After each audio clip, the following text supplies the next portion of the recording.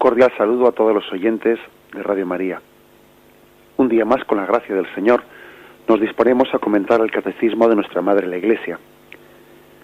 Lo hacemos a partir del punto 691. Estamos dentro del credo, en la parte creo en el Espíritu Santo. Bien, el punto 691 tiene como título el nombre propio del Espíritu Santo. Estamos en un apartado que habla del el nombre, los apelativos y los símbolos del Espíritu Santo. Nos adentramos en este punto en el que, después de haber descrito más en la profundidad teológica, pues cuál es el Espíritu Santo, la relación que tiene con el Padre y con el Hijo, la relación intratrinitaria, después de haber descrito ese misterio, entra ahora de una manera descriptiva en cuáles son los nombres, los apelativos y los símbolos con los que conocemos al Espíritu Santo dentro de la Sagrada Escritura. Los vamos a ir desgranando. Es una riqueza muy grande, un esfuerzo muy grande que ha hecho el Catecismo de recoger toda la riqueza y todas las alusiones al Espíritu que se hacen a lo largo de toda la Sagrada Escritura. Hay aquí pues una riqueza muy grande de citas, de alusiones bíblicas a la Sagrada Escritura. Vamos a intentar desgranarlas y enriquecernos con todo ello.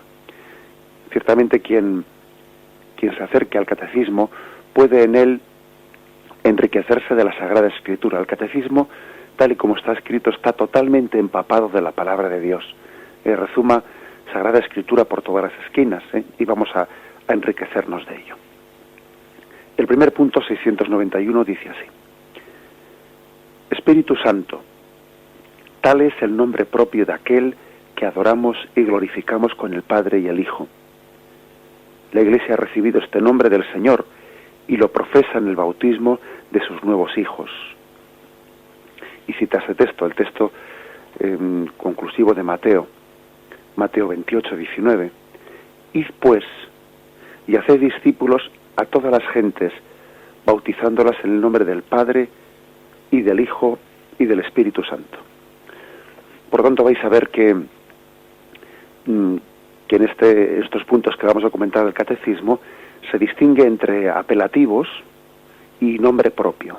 Hay muchísimos apelativos, ¿no?, con los que se ha designado al Espíritu Santo. Apelativos que se le llama pues el fuego, la nube, la luz, la unción, el agua, el sello, la mano, la paloma. Muchos apelativos y símbolos, pero como nombre propio se recoge el del Espíritu Santo. ¿Por qué? Porque está puesto por Jesús como al mismo nivel que el del Padre y el Hijo, y por eso nos atrevemos a llamarle a este nombre de Espíritu Santo nombre propio, porque también sabemos que Jesús designó a Dios como Padre, como su Padre. Por lo tanto, al ser puesto equiparado al mismo nivel, cuando dice: id y bautizad en el nombre del Padre y del Hijo y del Espíritu Santo, incluso fijaros que utiliza esa conjunción copulativa y, lo cual todavía remarca que está al mismo nivel del Padre y del Hijo y del Espíritu Santo, marcando como tres nombres propios, como tres personas, ¿no?, de igual dignidad. Id y bautizad el nombre del Padre y del Hijo y del Espíritu Santo. Este es un nombre propio, Espíritu Santo. Nosotros, fijaros que hemos nacido en su nombre hemos sido bautizados, en su nombre comenzamos nuestras reuniones cristianas, en el nombre del Padre y del Hijo y del Espíritu Santo. En su nombre somos bendecidos. Yo te bautizo yo os bendigo en el nombre del Padre, del Hijo y del Espíritu Santo. Es decir, ese es su nombre propio: Padre, Hijo y Espíritu Santo. Pues el Catecismo, después de haberse atrevido, ¿no?, a hablar de ese nombre propio, lo describe más. El término espíritu, traduce el término hebreo ruá, que en su primera apelación significa soplo, aire, viento. Jesús utiliza precisamente la imagen sensible del viento para sugerir a Nicodemo la novedad trascendente del que es personalmente el soplo de Dios, el Espíritu Divino. Por su parte, Espíritu y Santo son atributos divinos comunes a las tres personas divinas, pero uniendo ambos términos, la escritura, la liturgia y el lenguaje teológico designan la persona inefable del Espíritu Santo, sin equívoco posible con los demás empleos de los términos Espíritu y Santo. Es decir, estos dos términos con los que se forma, ¿no?, el nombre propio de Espíritu Santo, cada uno por su cuenta, puede ser atribuido a cualquiera de las tres personas divinas. El Padre, el Hijo y el Espíritu Santo son espíritu. Dios es espíritu. Dios es espíritu y Dios es santo. El Padre es santo, el Hijo es santo, el Espíritu Santo es santo, claro, y valga la redundancia. O sea, cada uno de los términos puede ser atribuido a cada uno de los tres. Cosa que no cabría decir de los otros términos, porque, por ejemplo, el término hijo, pues no puede ser atribuido al Padre. El Padre es Padre, no es Hijo. Los demás términos son distintos, pero el término espíritu y el término santo pueden ser atribuidos a cada uno de los tres. Pero conjugados los dos, forman un nombre propio. Y ese nombre propio, pues digamos, tanto a la Sagrada Escritura como a la liturgia, como a la tradición, se lo ha atribuido a la tercera persona de la Santísima Trinidad. El Catecismo insiste en que, pues, el origen hebreo del término espíritu, sabéis que el Antiguo Testamento está escrito en hebreo, mientras que el Nuevo Testamento está escrito en griego. Luego, digamos que vemos los orígenes de lo que está escrito en griego en el Nuevo Testamento en lo que fue escrito en hebreo en el Antiguo Testamento. Pues bien, el término hebreo era ruá. Ruá, en su primera acepción, pues significa, como dice el Catecismo aquí, soplo, aire, viento. Algo que sugiere mucho el significado profundo que tiene el texto de Juan 3, 5, 8, en el que se recoge el diálogo de Jesús con Nicodemo. Os lo recuerdo. Jesús le respondió: en verdad te digo, el que no nazca de lo alto no puede ver el reino de Dios. Le dice Nicodemo: ¿cómo puede uno nacer siendo ya viejo? ¿Puede acaso entrar otra vez en el seno de su madre y nacer? Respondió Jesús: en verdad te digo, el que no nazca del agua y del Espíritu no puede entrar en el reino de Dios. Lo nacido de la carne es carne, lo nacido del Espíritu es espíritu. No te asombres de que te haya dicho: tenéis que nacer de lo alto. El viento sopla donde quiere y oyes su voz, pero no sabes de dónde viene ni a dónde va. Así es todo el que nace del Espíritu. Es un texto, pues, que ilumina mucho, ¿no? Cuál es el origen de esa palabra, nacer del Espíritu. El que no vuelva a nacer. Y parece que Jesús está como jugando con dos sentidos de la palabra. La palabra espíritu, en el sentido Espíritu Santo, nacer del Espíritu Santo en el bautismo, nacer del agua y del Espíritu, en una clara referencia al bautismo, pero también está como introduciendo un segundo nivel en el que habla de nacer del viento. Jesús, pues, hace como una catequesis del Espíritu Santo como imagen del viento. ¿Qué quiere referirse en ello? Pues por una parte, este texto nos está haciendo referencia a que la imagen del viento es trascender lo carnal, lo material. El viento es una imagen de lo espiritual. No es que el viento sea espiritual, El viento también, pues, no deja de ser el aire es una creación material, pero es imagen para nosotros de lo espiritual. Trasciende lo carnal, lo material. Supera también, es cuando Jesús le dice en ese texto: así como el viento no sabemos de dónde viene y a dónde va, así también es el Espíritu, que es perfectamente libre, ¿no? También nos está con esto Jesús diciendo que el Espíritu Santo supera nuestras categorías. Supera nuestras categorías. Como dice el Evangelio: mis caminos no son vuestros caminos, mis formas de pensar no son las vuestras. Así también el Espíritu supera lo carnal. también quiere significar que no es controlable, que no es manipulable por nosotros. Nosotros no podemos controlar el viento. Se nos escapa, ¿no?, al control. Él es perfectamente libre. Así también es el Espíritu de Dios, que no es controlable por el hombre, no es manipulable por nosotros. Jesús le está diciendo en ese texto a Nicodemo, pues que el Espíritu supera la materia, que el Espíritu Santo no está bajo nuestro control, que no podemos hacerle decir a Dios lo que queremos que diga. El hombre siempre ha tenido una tentación de querer como manipular a Dios a su servicio. Esa ha sido la eterna tentación del hombre, de crear una religiosidad en la que tenga más o menos controlado a Dios a su servicio, ¿no? Como se decía, ¿no?, pues en las primitivas religiones, que los dioses no sean propicios, que no sean propicios. Vamos a ver si hacemos un rito en el que le hagamos a Dios obediente a nuestras órdenes. Imaginaros, hace determinado rito, se hace de determinada forma, pues para que Dios venga a nuestro servicio, para que Dios nos haga victoriosos en la batalla, para que Dios bendiga este trabajo nuestro, etcétera. El hombre siempre ha tenido la tendencia peligrosa a intentar controlar la divinidad y ponerla a su servicio.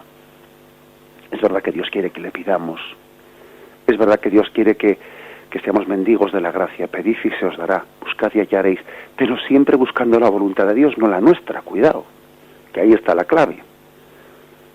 Qué delicado es, ¿no?, pedir, porque es que somos necesitados, pero no intentando controlar a Dios, sino intentando buscar su voluntad. Esta es la clave.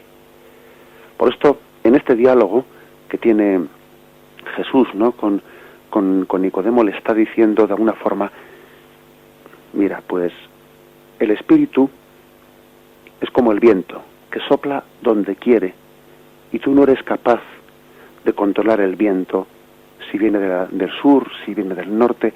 Así es el Espíritu Santo, y así es todo el que nace del Espíritu Santo. Es libre, el Espíritu Santo es libre, y los que se mueven según el Espíritu Santo, Nicodemo, son libres, no están sujetos a las categorías carnales, no están sujetos al espíritu de este mundo, a lo que en este mundo se entiende que tiene que pensarse, se entiende que tiene de ser. No, el espíritu es libre, no es reductible a unas metas o unas expectativas humanas, ¿no? Que a veces uno tiene unas expectativas y entonces, claro, pues como él piensa que su meta es esta, casi pues solamente le permite a Dios que le diga lo que él está esperando que le diga. Es así, a veces tenemos ese gran peligro. Uno tiene una expectativa y no va a escuchar otra cosa que no sea eso que espera. Si le dicen otra cosa, como que no va a oírla, como que no se lo han dicho a él, porque lo que estaba esperando era lo otro. El Espíritu Santo es libertad, es libre. Dios es soberano, Dios es libre. Es una cosa que hay que decirla, Dios es soberano y libre. Y para comprender a Dios, pues tenemos que tener pues un gran desapego de muchas cosas, expectativas propias, criterios propios, porque si uno no está desapegado, ¿no?, de puntos de partida, Dios se va a manifestar y uno no lo va a percibir, porque le esperaba de otra forma. Dios es libre, como el viento. Dios es soberano. Dios siempre sorprende al hombre, le sorprende, porque sus expectativas eran muy cortas, las del hombre. Esta es la imagen, ¿no?, del viento, importante para que la entendamos, para que la meditemos. Jesús le está catequizando a Nicodemo, ¿no? Y en Nicodemo estamos cada uno de nosotros. Cuando Jesús nos dice: tenemos que nacer del agua y del Espíritu, porque lo nacido de la carne es carne, y carne son muchas expectativas nuestras, formas carnales de pensar. Tenemos que pedir mucho, sobre todo, al Espíritu Santo, el que purifique nuestra imagen de Dios, el que purifique nuestra religiosidad, el que no hagamos nunca de Dios pues una especie de ser controlado, manipulado, maniatado, en el que manipulemos de Dios, ¿no? Que jamás caigamos en la gran tentación de hacer un Dios a nuestra medida, sino más bien todo lo contrario, pedir al Espíritu Santo que nos transforme a la medida de Dios. Hay dos tipos de religiosidades, no nos equivoquemos. Una es la que pretende manipular a Dios a nuestro servicio, y otra es la que busca la voluntad de Dios y se conforma a ella. Es la de María: he aquí la esclava del Señor, hágase en mí según tu palabra. María es la que nació del Espíritu, la que nació del Espíritu Santo, la perfectamente conformada a la acción del Espíritu Santo, la que dijo: ¿cómo será eso? La que estaba en esa palabra, en esa pregunta que hacía al ángel Gabriel, la que se estaba conformando a los planes del Espíritu en ella, y no sofocaba, no ahogaba, no resistía, no ponía oposición al soplo del Espíritu, sino que más bien era perfectamente dócil. Pedimos este don sintiéndonos cada uno de nosotros Nicodemo, que somos catequizados por Jesús, ¿no?, en la plena docilidad al Espíritu Santo. Lo meditamos un momento.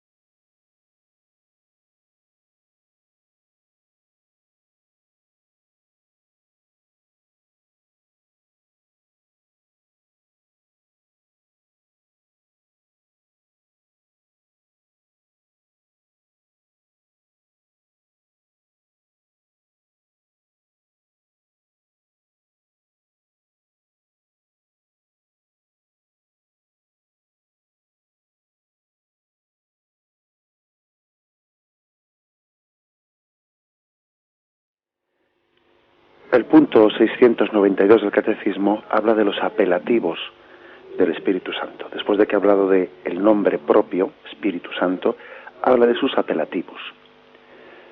Jesús, cuando anuncia y promete la venida del Espíritu Santo, le llama el Paráclito. Y este punto del Catecismo nos dice que su traducción literal, la traducción de Paráclito, es aquel que es llamado junto a uno, aquel que es invocado para estar junto a nosotros. Esa es la traducción literal de Paráclito, el que está junto a nosotros. Por eso fijaros que Jesús habla de ese término Paráclito: cuando yo marche pediré a Dios que os envíe el Paráclito, que es como decirnos: no os vais a quedar solos, porque yo voy a marchar, pero voy a quedar presente en el Espíritu Santo junto a vosotros. No vais a quedar huérfanos, vais a sentir la mano protectora de Dios, su sombra protectora. Hay una serie, este es el texto que precisamente es afirmado, ¿no?, por Jesús el momento en que él anuncia su partida. Paráclito es sinónimo de aquel que es llamado junto a uno, aquel que es casi puesto como nuestro guardián, como si fuese nuestro ángel de la guarda, nuestro guardián, aquel que nos cuida, aquel que nos guarda, aquel que nos acompaña.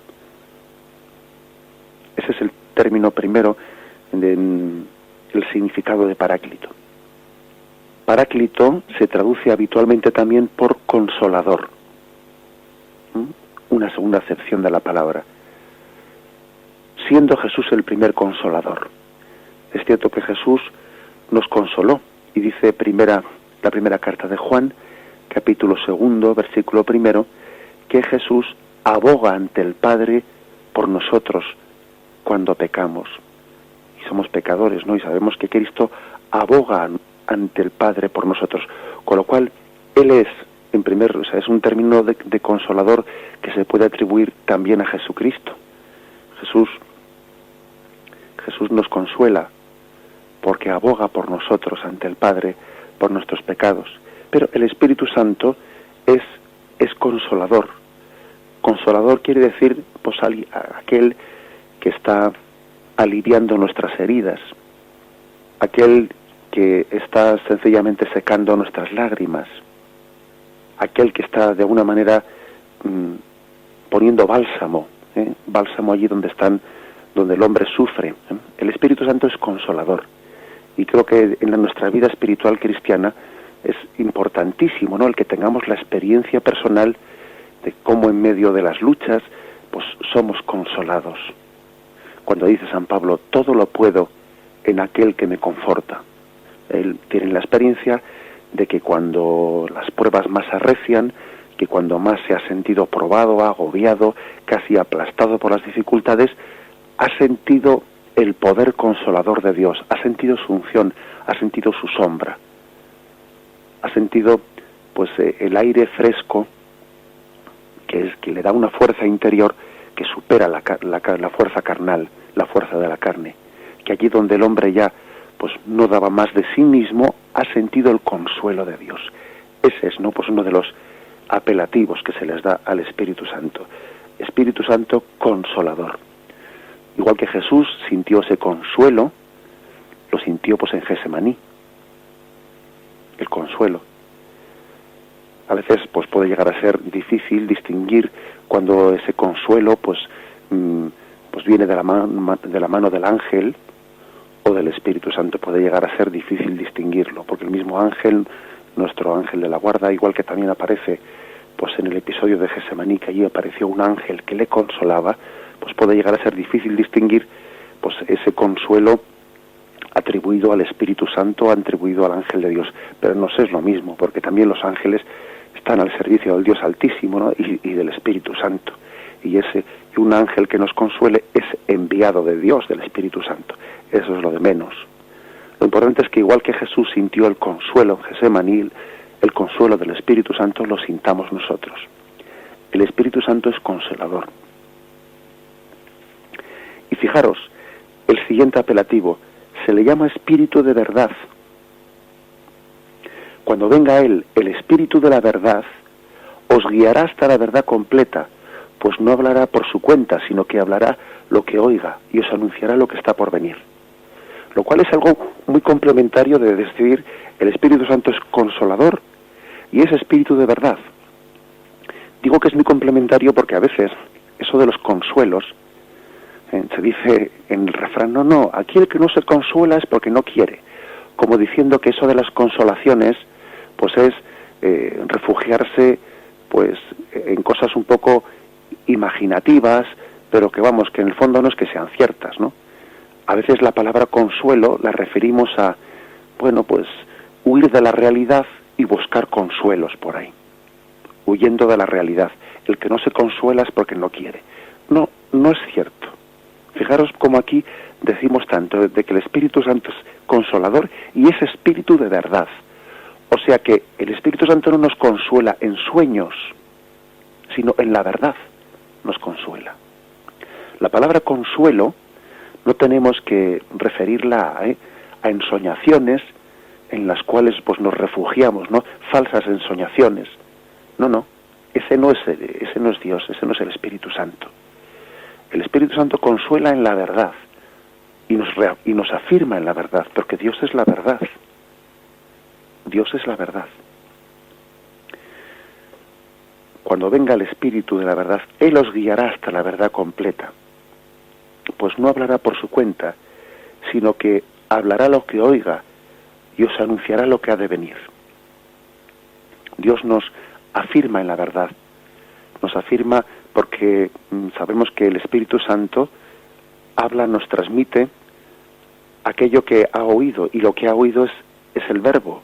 Todo lo que Cristo nos ha dicho, su palabra de verdad, es reafirmada, es confirmada, es iluminada por el Espíritu Santo. Nos consolamos en la verdad, no nos consolamos en sueños irrealizables, no, en la firme esperanza, en la firme verdad. No pongamos nunca, no opongamos como dos cosas, ¿no?, contrapuestas, la verdad y la esperanza, que son dos cosas ciertas. Porque a veces la palabra esperanza, pues la hemos atribuido a falsas esperanzas, ¿no? Pues, no, para nosotros verdad y esperanza son una sola cosa. Consuelo, el consuelo de la esperanza, es un consuelo firmemente enraizado en la verdad, en la verdad. Porque hay veces que algunas personas hablan del consuelo y de la esperanza pues como utopías, ¿no? Utopías irrealizables. No es así. Cristo no es una utopía, es una verdad plena. Una verdad plena. Continúa, ¿no?, el siguiente punto, el 693. Además de su nombre propio, que es el más empleado en el libro de los Hechos y en las cartas de los apóstoles, en San Pablo se encuentran los siguientes apelativos: Espíritu de la promesa, Espíritu de adopción, Espíritu de Cristo, el Espíritu del Señor, el Espíritu de Dios.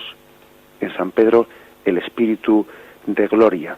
Son todos ellos apelativos que todavía enriquecen más estos dos apelativos primeros que hemos comentado con más detalle. Hemos comentado el apelativo de Consolador y Espíritu de la verdad. Pues todos ellos, Espíritu de promesa, por ejemplo, tenemos aquí en Gálatas 3:14, a fin de que llegara a los gentiles en Cristo Jesús la bendición de Abraham, y por la fe recibiéramos el Espíritu de la promesa. Es el Espíritu de la promesa, así se le llama al Espíritu Santo. Espíritu de adopción, Romanos 8:15, pues no recibisteis un espíritu de esclavos para recaer en el temor, antes bien recibisteis un espíritu de hijos adoptivos. Espíritu de Cristo, dice también. Espíritu del Señor, por ejemplo, 2 Corintios 3:17, porque el Señor es el Espíritu, y donde está el Espíritu del Señor, allí está la libertad. Espíritu de Dios, por ejemplo, leemos un texto, 1 Corintios 7:40, sin embargo, será feliz si permanece así según mi consejo, que también yo creo tener el Espíritu de Dios. San Pedro le llama Espíritu de gloria, 1 Pedro 4:14. Dichosos vosotros si sois injuriados por el nombre de Cristo, pues el Espíritu de gloria, que es Espíritu de Dios, reposa sobre vosotros. Así pues, pues aquí tenéis toda una serie de apelativos: Espíritu de la promesa, Espíritu de adopción, Espíritu de Cristo, Espíritu del Señor, Espíritu de Dios, Espíritu de gloria. Toda una serie de apelativos para conocer al mismo que conocemos como nombre propio, Espíritu Santo. Lo meditamos un momento antes de continuar.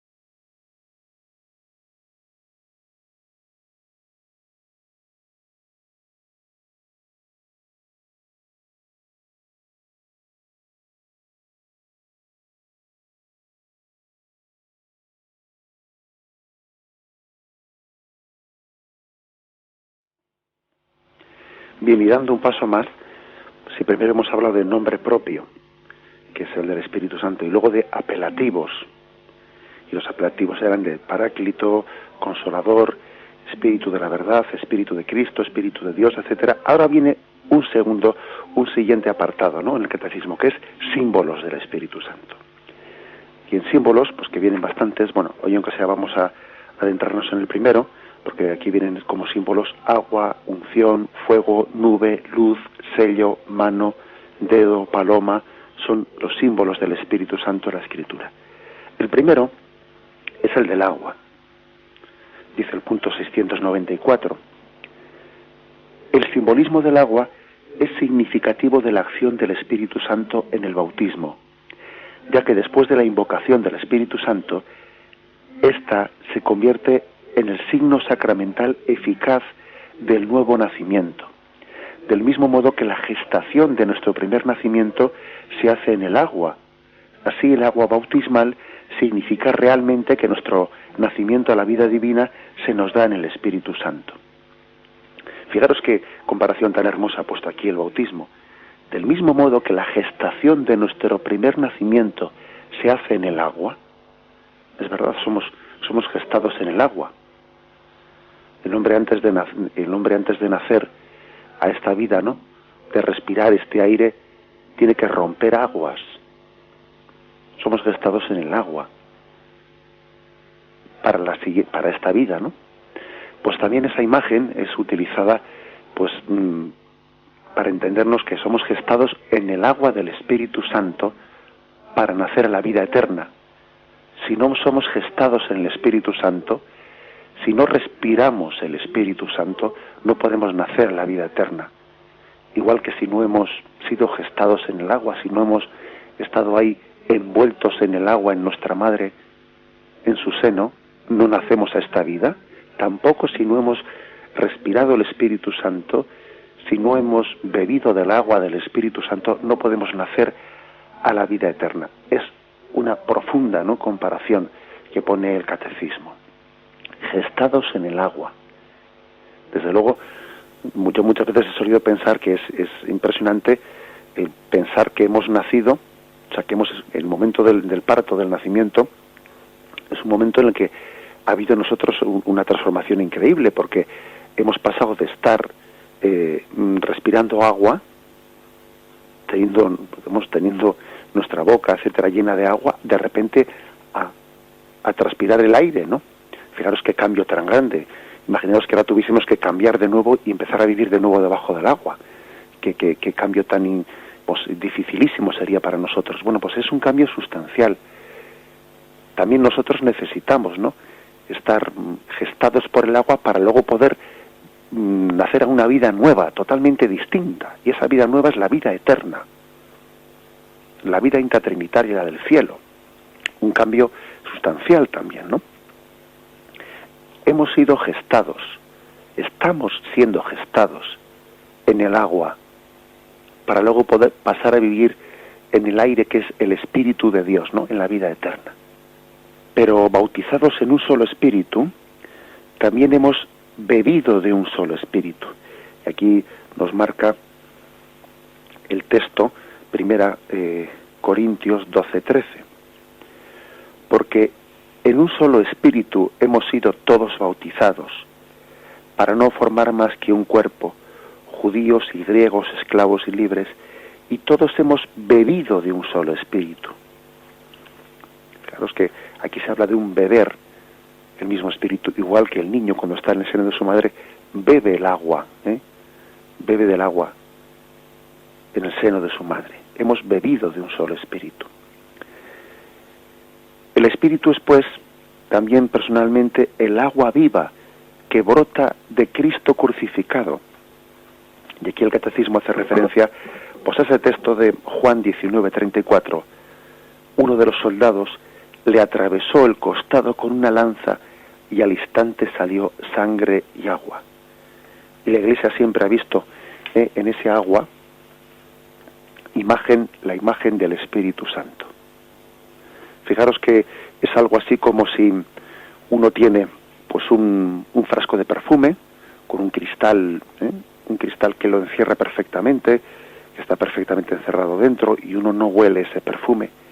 Pero cuando coge ese jarro de cristal, ¿no?, y lo estrella contra el suelo, en ese momento brota el agua que estaba, brota la colonia o brota el perfume que estaba escondido en ese frasco y la habitación se llena de ese perfume. Eso pasa también con esa lanza que atraviesa el costado de Cristo. El Espíritu que estaba en Cristo, al ser glorificado, se difunde por toda la humanidad. Ese agua que brota de Jesús, de su costado traspasado, es imagen del Espíritu Santo que se funde en el mundo desde la glorificación de Cristo, fruto de su muerte y resurrección y glorificación. Hay otro segundo texto que reafirma esto, que el mismo catecismo nos sugiere. Primera carta de Juan, capítulo 5, versículo 8. Este es el que vino por el agua y por la sangre, Jesucristo. No solamente en el agua, sino en el agua y en la sangre. Y el Espíritu es el que da testimonio, porque el Espíritu es la verdad. Pues tres son los que dan testimonio: el Espíritu, el agua y la sangre. Y los tres convienen en lo mismo. Un texto también impresionante, ¿no?, en el cual hace referencia a que el Espíritu, el agua y la sangre dan testimonio. Es una referencia también de la primera carta de Juan, de que esa agua y esa sangre eran un testimonio, ¿no? También la primitiva Iglesia vio en el agua y en la sangre que brotaron del costado de Cristo la imagen del bautismo y de la Eucaristía, ¿no? Pues podríamos decir los dos sacramentos principales de la salvación. Suponen hacer del agua y de la sangre, del bautismo y de la Eucaristía, y el Espíritu da testimonio de esa imagen de salvación. Bien, pues concluye el catecismo diciendo que como un manantial que en nosotros brota en la vida eterna, también se presenta el Espíritu. Juan 4, 10, 14 dice así: si conocieras el don de Dios y quién es el que te dice, dame de beber, le dice a la samaritana, ¿no?, tú le habrías pedido a él, y él te habría dado agua viva. Le dice la mujer: Señor, no tienes con qué sacarla, y el pozo es hondo. ¿De dónde pues tienes esa agua viva? ¿Es que tú eres más que nuestro padre Jacob, que nos dio el pozo, y de él bebieron él y sus hijos y sus ganados? Jesús le respondió: todo el que beba de esta agua volverá a tener sed, pero el que beba del agua que yo le dé no tendrá jamás sed, sino que el agua que yo le dé se convertirá en él en una fuente de agua que brota para la vida eterna. Fuente de agua, agua viva. Qué hermosa es la expresión de agua viva. Agua viva quiere reflejar, quiere simbolizar, pues que no se trata, el Espíritu Santo no se trata de que nos dé una especie de depósito, un depósito que nosotros vamos gastando, ¿no? Es como si nos han dado un depósito y lo vamos gastando, vamos viviendo de las rentas hasta que se nos acaba. Esa es la experiencia nuestra en muchísimas cosas, ¿no? Pues vivimos, por ejemplo, de una alegría que hemos tenido. Y esa alegría, pues, nos tiene consolados durante una temporada hasta que poco a poco se nos va agotando y ya se nos ha acabado ya el depósito. Y necesitamos otra cosa distinta, ¿no? Que de nuevo nos llene el depósito para una temporada y se nos acaba. Y la siguiente cosa y se nos acaba. No es ese el consuelo del Espíritu Santo. Es una fuente de agua viva y de la fuente está siempre brotando. No es un depósito que se acaba. Una ilusión de la que, no sé, estamos alimentándonos y según nos alimentamos ya nos suena ya a vieja. Es una fuente de agua viva, algo que brota continuamente. El consuelo del Espíritu es la eterna novedad de que Dios está en nosotros. Y eso no se desgasta nunca. Es una fuente que brota dentro de nosotros. Por eso creo que lo propio de nuestro estar afianzados en el Espíritu Santo, de nuestra devoción al Espíritu Santo, es sentirnos eternamente naciendo, eternamente jóvenes con la eterna alegría, una alegría que está basada pues en la presencia del Señor en nosotros, de la que brota un agua viva, una alegría no que está basada pues en determinados acontecimientos de los cuales bebemos y se van acabando. No estamos fundando nuestra alegría en noticias que se caducan o en alegrías que se desgastan, sino una fuente de agua viva que está continuamente brotando. Eso tiene que ser objeto de nuestra reflexión. Dice Jesús en Juan 7:38, el último día de la fiesta, el más solemne, Jesús se puso en pie gritando, si alguno tiene sed, que venga a mí y beba. El que crea en mí, como dice la Escritura, de su seno correrán ríos de agua viva. Agua viva, no es agua muerta, porque el agua muerta, fijaros, es una alegría que brota de cosas que han sucedido, a las que pretendemos aferrarnos y que finalmente se nos escapan, caducan. Eso es agua muerta. Sin embargo, la presencia de Dios en nosotros es agua viva, y esa no caduca. El que crea en mí, de su interior brotará un río de agua viva. 1 Corintios 10:4 dice, y todos bebieron la misma bebida espiritual, pues bebían de la roca espiritual que les seguía, y la roca era Cristo.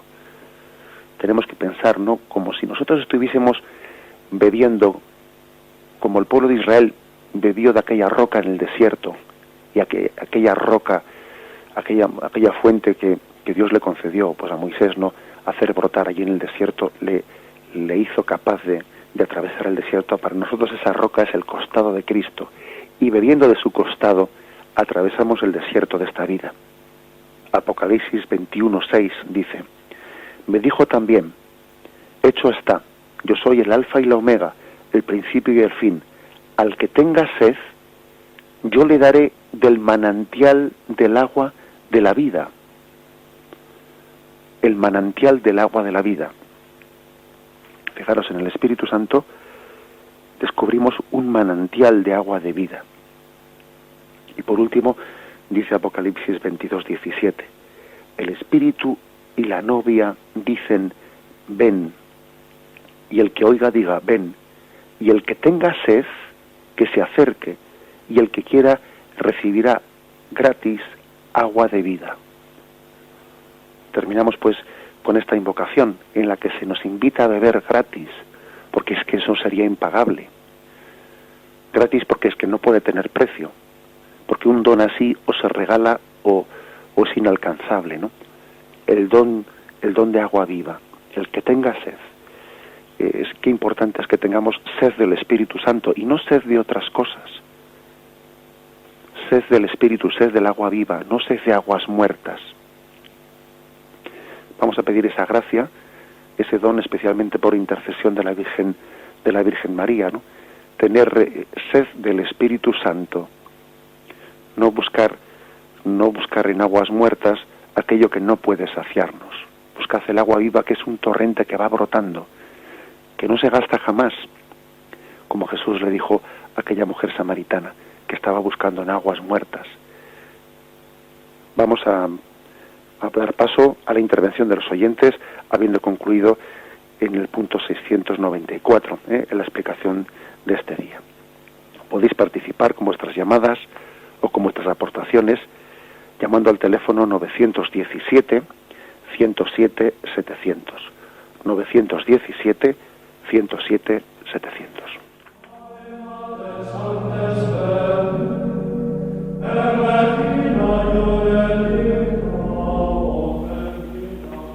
Hola, buenos días. Buenos días. Buenos días. Bueno, muchos saludos. Muchos saludos. Mire, hablando sobre los textos más antiguos donde aparece el Espíritu Santo, yo encontré lo siguiente, y era en un libro que hablaba sobre costumbres de la religión judaica. Uh-huh. Y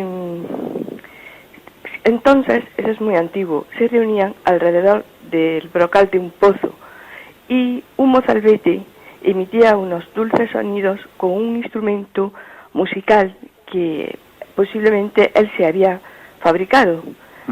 quizás con un hueso de un animal.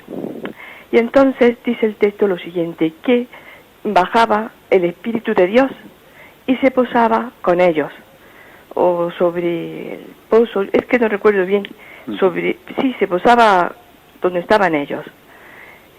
Quizás era una forma parecida al de una paloma, bien resplandeciente. Y esto creo que sirvió de base para las fiestas que hoy en día siguen celebrando. O sea, sería esto una cosa muy arcaica. Bueno, pues eso solamente. Bien, muy bien, le agradecemos mucho su aportación. Muchas gracias. Y sobre, bueno, también le quería yo preguntar otra cosa. Sí. ¿Por qué siempre se le representa como en forma de paloma, aparte también de la mano de Dios y todas esas cosas? Bueno, una mano que representa pues también el Espíritu Santo. Sí. Yo he encontrado que que la paloma tiene una cualidad, pensando en esto, tiene una cualidad, y es que su cabeza gira unos 360 grados, que es que hace un giro completo, cosa que no lo puede hacer, yo creo que ningún otro animal. Con esto quiere decir que este animal es donde lo que está viendo de frente, está viendo también por detrás todo, o sea que lo abarca todo, su mirada, digamos, que lo abarca todo. Y bueno, pues es un animal ciertamente noble. No sé, es una representación, pero bueno, a ver que si usted puede indicar alguna otra cosa. Todo lo que usted dice es extraordinariamente exacto y nada, todo muy bien, pero que no puedo estar llamando para comunicar, porque hay mucha gente que, bueno, que desea comunicar aquí en este programa, pero que sí, que siempre que puedo le oigo y que todas las cosas pues trato de guardarlas en el pensamiento. De acuerdo, muchas gracias. Y vale. Muchísimas gracias. Bien, vale, pues le respondo por la radio. Con respecto a la imagen de la paloma, si Dios quiere, pues en el siguiente programa quizás tengamos ya ocasión de comentarla, porque dentro de este apartado de los símbolos del Espíritu Santo se va a comentar. La verdad es que yo nunca había escuchado esa interpretación pues de la paloma como el giro de la cabeza que dice usted, pero bueno, todo aquello que nos ayude espiritualmente, pues bueno sea. Bueno sea. Con respecto a lo que dice usted de esa especie de costumbre arcaica judía que usted leyó en algún libro, pues es cierto que en el Antiguo Testamento hay muchas imágenes del Espíritu, ¿no? Y que también en el Antiguo Testamento habla mucho del Espíritu de Yahvé. Claro que, digamos, el mundo judío, sin haber conocido a Jesucristo, pues es imposible que llegue a conocer pues la profundidad del Espíritu Santo como tercera persona de la Santísima Trinidad.